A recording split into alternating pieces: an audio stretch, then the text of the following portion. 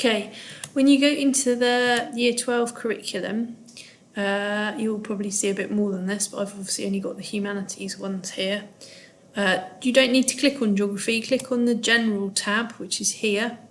Then you go along here up to assignments. And then you should see there's quite a few assignments here. There's geography. If you just have a look at the student view, it should be there. Now I know my team looks a little bit different to yours, but you should also have an assignments tab like this. You should just be able to click on that and it should tell you what your assignments are. If you cannot find them, then just go through this route here. All of the work is also set on the geography team. So if you go up here, oh look, task 1, leisure, sport and tourism, Coachella Festival is here.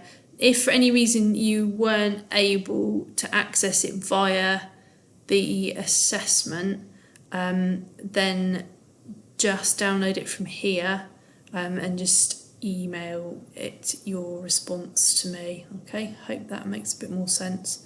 Still ironing out a few teething problems today. Thank you for your patience.